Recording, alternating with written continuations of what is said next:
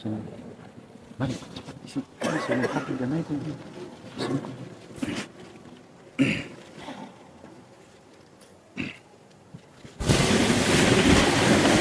Inna Allah wa malaikatahu yusalluna 'alan nabi ya ayyuhalladzina amanu sallu 'alaihi wa sallimu taslima.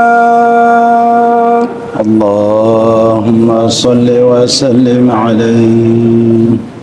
Allahumma salli ala asrafil ardi wal adam wa imami taymata wal haram sayyidina Muhammadin wa ala alihi wa sahbihi wa barik wa sallim. Ujidu ya Rabbi sarafahu wa karamahu wa muhabatahu wa tadima.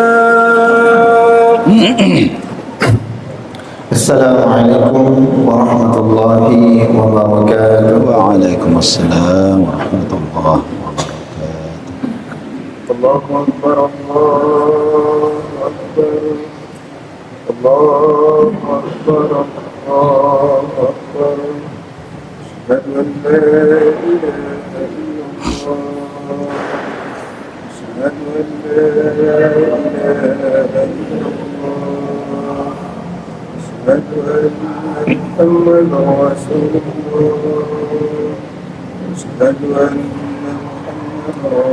أشهد أن محمدا رسول الله.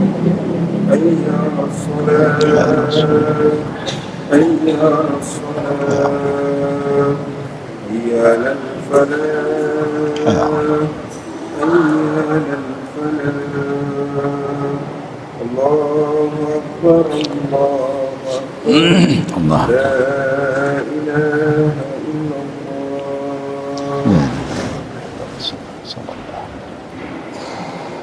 Ma'asyiral muslimin rahimakumullah.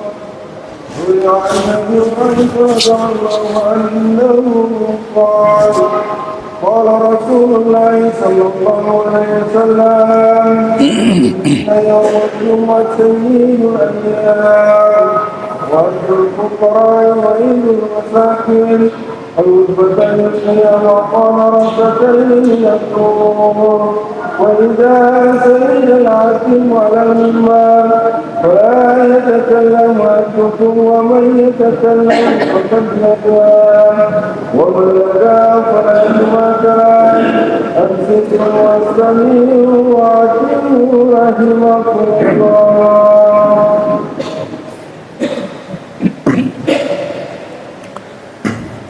إن الحمد لله نحمده ونستعينه ونستغفره ونعوذ بالله من شرور أنفسنا ومن سيئات أعمالنا.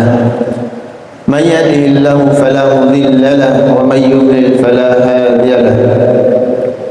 أشهد أن لا إله إلا الله وحده لا شريك له له الملك وله الحمد وهو على كل شيء قدير. وأشهد أن محمدا عبده ورسوله وحبيبه وخليله صلوات ربي وسلامه وبركاته عليه وعلى آله وأصحابه ومن تبعهم بإحسان إلى يوم الدين. أما بعد فيا عباد الله أوصيكم ونفسي بتقوى الله فقد فاز المتقون. قال الله تبارك وتعالى في القرآن الكريم أعوذ بالله من الشيطان الرجيم يا أيها الذين آمنوا اتقوا الله حق تقاته ولا تموتن إلا وأنتم مسلمون. يا أيها الناس اتقوا ربكم الذي خلقكم من نفس واحدة وخلق منها زوجها وبث منهما رجالا كثيرا ونساء واتقوا الله الذي تساءلون به والأرحام إن الله كان عليكم رقيبا. يا أيها الذين آمنوا اتقوا الله وقولوا قولا سديدا يصلح لكم أعمالكم ويغفر لكم ذنوبكم ومن يطع الله ورسوله فقد فاز فوزا عظيما. Ma'asyiral muslimin sidang jamaah Jumat rahimakumullah. Kita bersyukur kepada Allah Subhanahu wa taala yang telah memberikan begitu banyak nikmat dan rahmat-Nya kepada kita, sehingga pada siang hari ini walaupun cuacanya kurang tidak menentu, kita masih bisa melangkahkan kaki kita ke rumahnya Allah Subhanahu wa taala untuk menunaikan kebutuhan kita kepada Allah Subhanahu wa taala, yaitu salat Jumat secara berjamaah.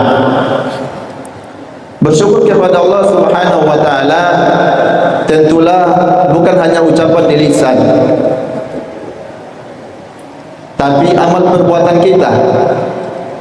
Di samping itu juga kita juga terus menerus meningkatkan keimanan dan ketakwaan kita kepada Allah Subhanahu wa taala. Allah Subhanahu wa taala berfirman, "Ya ayyuhalladzina amanu," wahai orang-orang yang beriman, "ittaqullaha haqqa tuqatih." Bertakwalah kalian kepada Allah dengan sebenar-benarnya takwa kepadanya. Wala tamutunna illa wa antum muslimun. Dan janganlah kalian mati kecuali dalam kondisi beragama Islam. Kenapa kita harus bertakwa? Karena takwa adalah bekal utama kita masuk surga. Wa tazawwadu fa inna khairaz zadi taqwa. Dan berbekallah, sesungguhnya sebaik-baik bekal adalah takwa.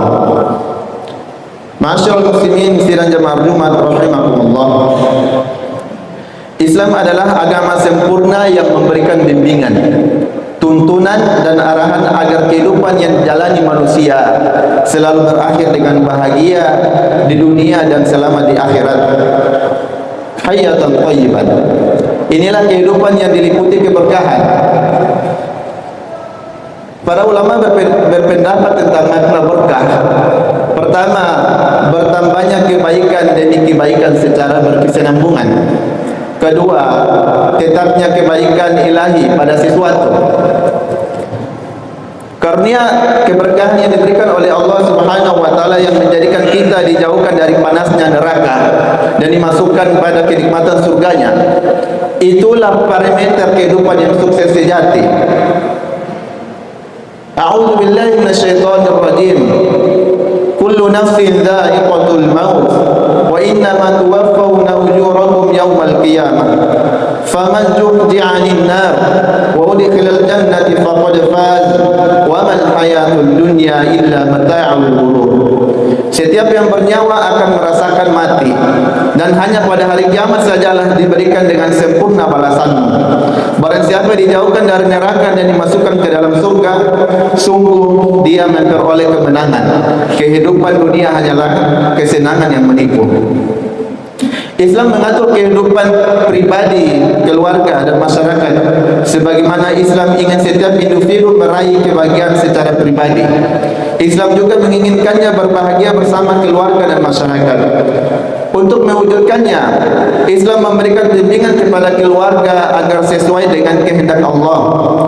Di antaranya adalah larangan bagi orang tua untuk meninggalkan generasi yang lemah, baik lemah secara fisik, intelektual, emosional maupun lemah secara ekonomi.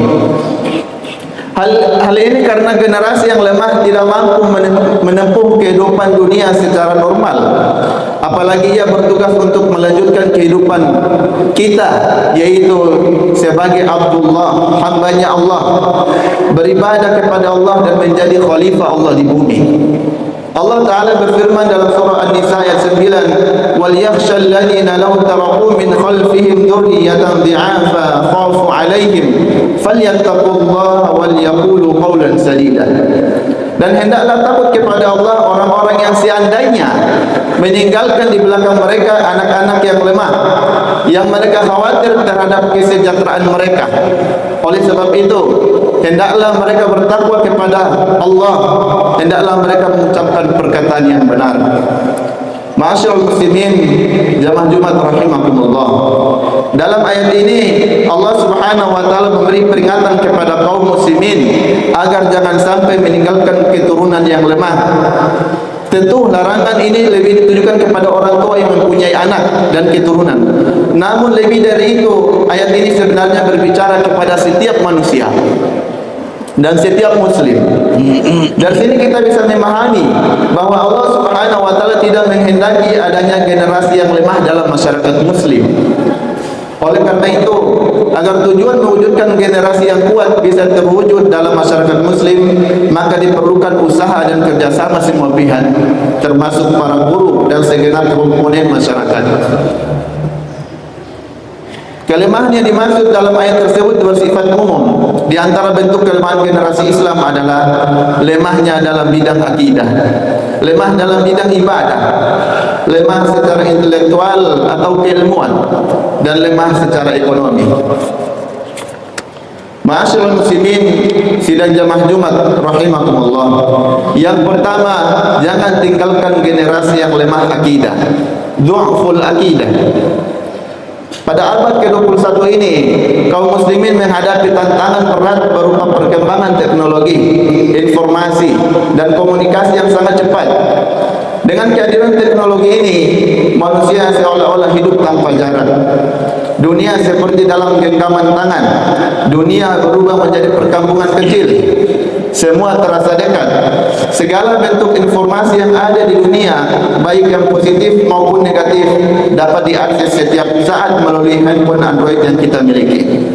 Jika kehadiran teknologi ini tidak dibarengi dengan kualitas iman, ibadah, dan akhlak yang baik, maka sangat mungkin anak-anak kita menerima dampak negatifnya, termasuk pendangkalan akidah dan kaburnya batas antara kebenaran dan kebatilan. Kehadiran teknologi yang seharusnya mendekatkan komunikasi antar sesama manusia seringkali justru semakin menjauhkan kita dari keluarga. Akibatnya, teknologi menimbulkan sikap egois dan hubungan yang tidak harmonis. Semakin banyak manusia memuja materi dan menjauhi ruhani, komitmen terhadap agama dianggap sebagai hal yang tidak relevan dengan kehidupan kekinian. Jika kita renungkan bersama, sepertinya kondisi ini mirip dengan kehidupan masyarakat jahiliyah 15 abad silam yang menuhankan hawa nafsu dan melepaskan diri dari aturan agama. Jangan sampai anak keturunan kita menjadi generasi yang lemah akidah. Solusi untuk mengatasi masalah ini adalah menekankan pendidikan akidah. Hal ini dicontohkan oleh Al-Quran melalui kisah Luqman Al-Hakim yang selalu menanamkan akidah sejak dini kepada anak-anaknya. Allah Subhanahu wa taala berfirman, "Wa idh qala Luqman li ibnihi wa huwa ya'idhuhu ya bunayya la tusyrik billah inna syirka la dzulmun 'adzim." Dan ingatlah ketika Luqman berkata kepada anaknya waktu ia memberi pelajaran kepadanya, "Hai anakku, la tusyrik billah, janganlah kamu mempersekutukan Allah. Inna syirka la dzulmun 'adzim." Sesungguhnya mempersekutukan Allah adalah benar-benar kezaliman yang besar. Pendidikan akidah yang lain dicontohkan Nabi Ya'qub alaihissalam dalam surah Al-Baqarah ayat 133. Sesaat sebelum wafat, beliau yang sebelumnya sudah mendidik anak-anaknya dalam ketaatan kepada Allah Subhanahu wa taala ingin memastikan mereka berada pada akidah yang benar. Nabi Ya'qub berkata, "Ma ta'buduna min ba'di?" Apa yang akan kalian sembah nanti sepeninggalku? Dengan tegas anak-anaknya menjawab, "Kami akan menyembah Tuhanmu dan Tuhan nenek moyangmu Ibrahim, Ismail, dan Ishak, yaitu Tuhan yang Maha Esa, dan kami hanya tunduk patuh kepadanya." Sebagaimana firman Allah Subhanahu wa taala berikut, "Am kuntum syuhada'a idh hadara Ya'qub al-maut idh qala li banihi ma ta'buduna min ba'di qalu na'budu ilahaka wa ilaha abaika Ibrahim wa Ismail wa Ishaq ilahan wahida wa nahnu lahu muslimun." Apakah kamu menjadi saksi saat maut akan menjemput Ya'qub ketika dia berkata kepada anak-anaknya, "Apa yang kamu sembah sepeninggalku?" Mereka menjawab, "Kami akan menyembah Tuhanmu dan Tuhan nenek moyangmu, yaitu Ibrahim, Ismail, dan Ishak, yaitu Tuhan yang Maha Esa, dan kami hanya berserah diri kepadanya." Demikian pula perhatian Nabi Ibrahim yang dikenal dengan bapa monoteisme Islam terhadap akidah anak keturunannya. "Wa idh qala Ibrahim rabbi ij'al hadza balada aminan wa junubni wa banina an na'budal asnam. Dan ingatlah ketika Ibrahim berdoa, ya Tuhan, jadikanlah negeri ini Mekah, negeri yang aman, dan jauhkanlah aku beserta anak cucuku agar tidak menyembah berhala. Kisah Luqman Al-Hakim dan Nabi Yakub serta bapak para nabi di atas menggambarkan perhatian dan kepedulian orang tua terhadap generasi penerusnya dalam hal akidah. Di sinilah pelajaran berharga kepada kita semua agar jangan sampai meninggalkan generasi yang lemah akidah. Yang kedua, jangan tinggalkan generasi yang lemah ibadah, du'ful ibadah. Solusi agar terhindar dari generasi yang lemah ibadah adalah menghadirkan pendidikan ibadah di dalam keluarga. Kebiasaan untuk melakukan ibadah sangat penting dilakukan sejak dini agar tumbuh komitmen dalam diri generasi muda untuk senantiasa melaksanakan ibadah yang wajib maupun sunnah seperti sholat 5 waktu, puasa, membaca Al-Quran, dan lain-lain. Saat ini banyak sekali anak-anak muda yang meremehkan ibadah, terutama sholat 5 waktu. Padahal ibadah sholat tidak memerlukan waktu yang lama untuk dilaksanakan. Katakanlah untuk setiap sholat kita butuh 15 menit dari sejak berwudu, memakai pakaian yang suci, dan kemudian melaksanakan sholat. Jika dikalikan 5 kali dibutuhkan waktu 75 menit atau 1 jam lebih 15 menit. Waktu sholat ini jauh lebih sedikit bila dibandingkan waktu untuk istirahat, bekerja, bermain, dan bercengkrama bersama keluarga atau nongkrong di kafe. Maka sungguh ironis jika anak-anak yang lahir dari keluarga muslim tidak mau melaksanakan sholat seperti orang tua mereka. Apalagi jika beralasan tidak ada waktu dan tidak sempat karena padatnya aktivitas sehari-hari. Fenomena generasi muda yang menyia-nyiakan ibadah sholat dan lebih memperturutkan hawa nafsu memang sudah disinggung di dalam Al-Quranul Karim. Sebagaimana firman Allah Subhanahu wa taala, "Fa khalafa min ba'dihim khalfun adha'us shalah wattaba'us syahawati fasawfa yalqawna ghayya." Kemudian datanglah setelah mereka generasi pengganti yang mengabaikan sholat dan mengikuti hawa nafsu mereka. Mereka kelak akan tersesat, kata Allah. Untuk itu, sebagai orang tua harus cerdas mendidik, membimbing dan menghadirkan pendidikan ibadah, khususnya sholat. Karena ibadah sholat adalah tiang agama. Barang siapa menegakkannya, maka ia telah menegakkan agamanya. Dan barang siapa merobohkannya, berarti ia telah merobohkan agamanya. Masyaallah muslimin sidang jamaah Jumat rahimakumullah. Yang ketiga, jangan tinggalkan generasi lemah di bidang ilmu. Agar generasi tidak lemah di bidang ilmu, maka kita sebagai orang tua harus terus memotivasi anak agar semangat menuntut ilmu dan memiliki institusi pendidikan yang baik bagi mereka. Tidak dapat dipungkiri, orang yang miskin ilmu tidak akan mampu bertahan atau survive dalam kehidupan dunia. Kesuksesan duniawi menuntut kecakapan, keterampilan, dan kemasan ilmu pengetahuan yang cukup. Demikian juga kesuksesan di akhirat. Agar selamat dan mendapatkan surga yang Allah janjikan, dibutuhkan pemahaman terhadap ilmu syar'i yang dapat menuntun kepada jalan kebajikan yang Allah Subhanahu wa taala kehendaki. Imam Syafi'i pernah berkata, barang siapa menghendaki kehidupan dunia, maka wajib baginya memiliki ilmu. Dan barang siapa menghendaki kehidupan akhirat, maka baginya wajib juga memiliki ilmu. Yang keempat, jangan tinggalkan generasi lemah ekonomi. Meninggalkan keluarga dalam kondisi berkecukupan lebih baik daripada meninggalkan keluarga dalam kondisi miskin. Prinsip ini penting untuk dilaksanakan agar generasi berikutnya tidak menjadi beban orang lain, apalagi sampai meminta-minta dan menjadi pengemis. Rasulullah Shallallahu Alaihi Wasallam sendiri yang menjelaskan prinsip ini kepada para sahabatnya. Suatu saat, ketika Rasulullah Shallallahu Alaihi Wasallam masuk ke dalam rumah Sa'ad bin Abi Waqqas radhiyallahu anhu dalam rangka menjenguknya ketika sakit parah, maka sang sahabat ini bertanya kepada Rasulullah, wahai Rasulullah, sesungguhnya aku mempunyai harta, sedangkan tidak ada orang yang mewarisiku kecuali hanya seorang anak perempuan. Maka bolehkah aku menyedekahkan 2/3 dari hartaku? Rasulullah Shallallahu Alaihi Wasallam menjawab, tidak boleh. Saat bertanya, bagaimana kalau dengan separuhnya? Rasulullah menjawab, jangan. Saat bertanya lagi, bagaimana kalau 1/3-nya? Rasulullah menjawab, 1/3-nya sudah cukup banyak. Kemudian Rasulullah SAW bersabda, sesungguhnya kamu bila meninggalkan ahli warismu dalam keadaan berkecukupan adalah lebih baik daripada kamu membiarkan mereka dalam keadaan miskin dan meminta-minta kepada orang lain. Ma'asyiral muslimin sirajah Jumat rahimani wa rahimakumullah.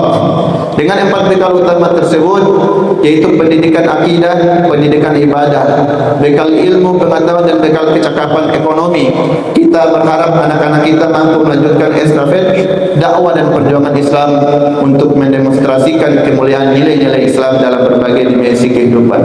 Generasi yang kuat akan menjadi rahmat bagi seluruh alam, seperti yang diinginkan oleh Allah Subhanahu wa taala. Sebagai orang tua, guru dan anggota masyarakat, kita memiliki tanggung jawab besar untuk memastikan bahwa generasi penerus kita tidak lemah dalam hal akidah, ibadah, ilmu, pengetahuan dan ekonomi. Dengan demikian, kita berharap mereka mampu menjalani kehidupan yang berkah dan mendapatkan kebahagiaan di dunia serta keselamatan di akhirat. Amin amin ya rabbal alamin. Barakallahu li wa lakum fil Qur'anil azim wa nafa'ni wa iyyakum bima fihi min ayati wa dzikril hakim. Wa taqabbal minni wa minkum tilawatahu innahu huwas samiul alim. Aqulu qawli hadza wa astaghfirullah li wa lakum fastaghfiruhu innahu huwal ghafurur rahim. اللهم صل وسلم على سيدنا محمد وعلى آل سيدنا محمد. اللهم صل وسلم على سيدنا محمد وعلى آل سيدنا محمد.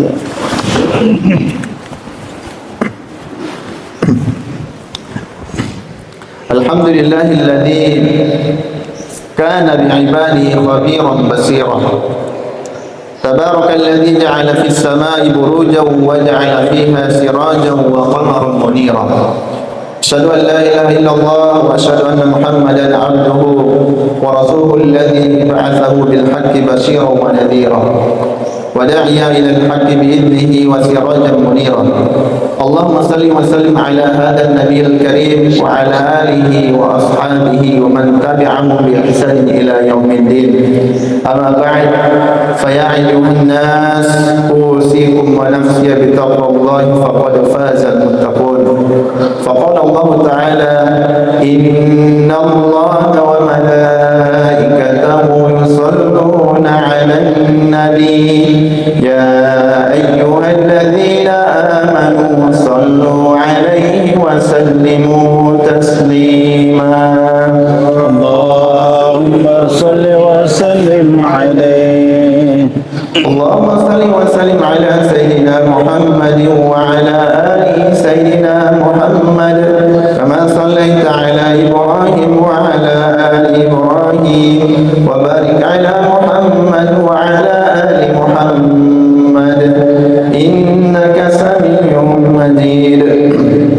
اللهم اغفر للمؤمنين والمؤمنات والمسلمين والمسلمات الأحياء منهم والأموات إنك سميع قريب مجيب الدعوات. اللهم أعز الإسلام والمسلمين. اللهم أعز الإسلام والمسلمين. اللهم انصر المجاهدين في كل مكان وزمان. ربنا ظلمنا أنفسنا وإن لم تغفر لنا وترحمنا لنكونن من الخاسرين. عباد الله، إن الله يأمر بالعدل والإحسان وإيتاء ذي القربى وينهى عن الفحشاء والمنكر والبغي يعظكم لعلكم تذكرون. فاذكروا الله العظيم يذكركم واشكروا نعمه يزدكم ولذكر الله أكبر. قيموا الصلاة. الله أكبر الله أكبر. أشهد أن لا إله إلا الله.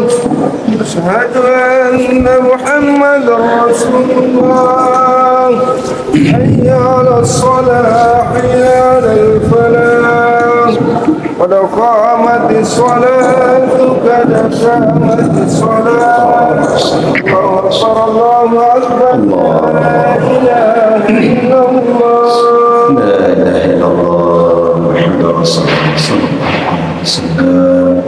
اللهم صل وسلم إنها من عبادك يا رسول الحق والصلاة واستغفر الرحمة لا إله. Luruskan dan rapatkan sholat. Astagfirullah.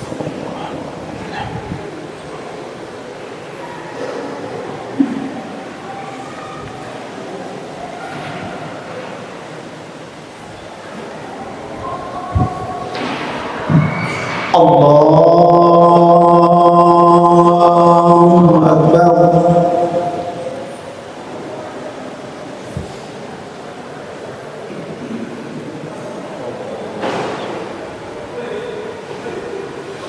Bismillahirrahmanirrahim. Alhamdulillahi Rabbil alamin. Ar-Rahmanirrahim. Maliki yaumiddin. Iyyaka na'budu wa iyyaka nasta'in. Ihdinas siratal mustaqim. Siratal ladzina an'amta 'alaihim ghairil maghdubi 'alaihim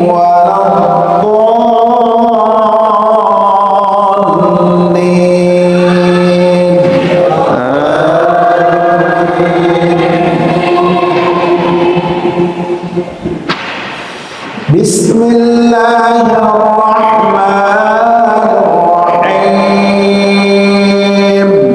Sabbih isma rabbikal a'la alladhi khalaqa fasawwa walladhi qaddara fahada walladhi akhrajal mar'a faj'alahu ghutha'an ahwa.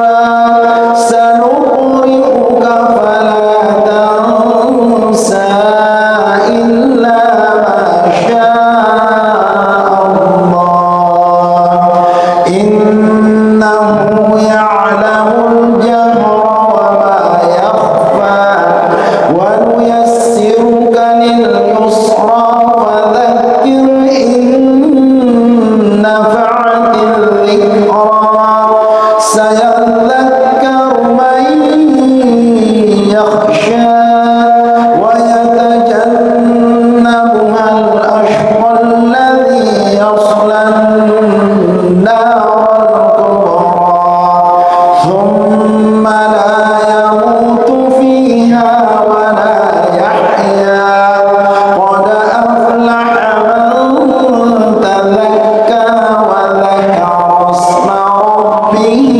فصلى بل تؤثرون الحياة الدنيا والآخرة خير وأبقى إن هذا لفي الصحف الأولى صحف إبراهيم وموسى. الله أكبر.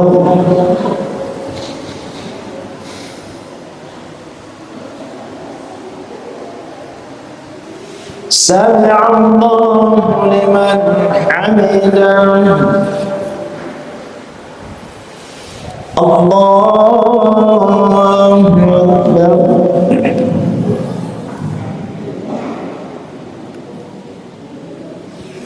الله أكبر.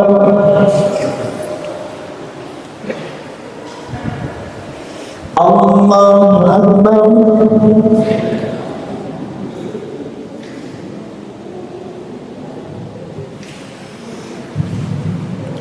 الله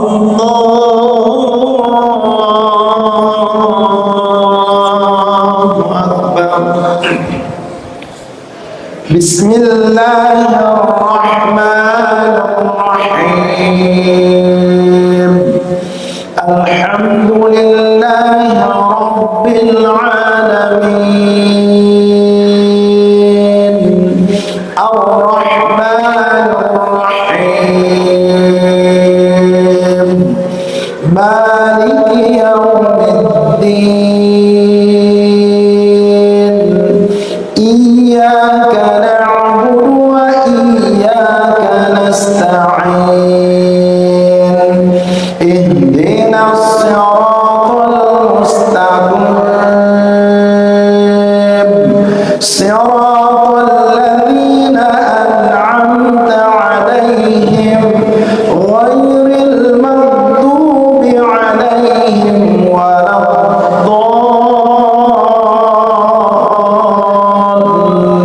الضالين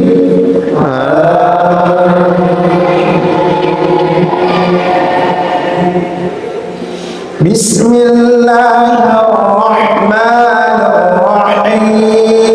الرحيم والضحى والليل إذا سجى ما ودعك ربك وما قلى وللآخرة خير لك من الأولى ولسوف يعطيك ربك فترضى ألم يجدك يتيما فآوى ووجدك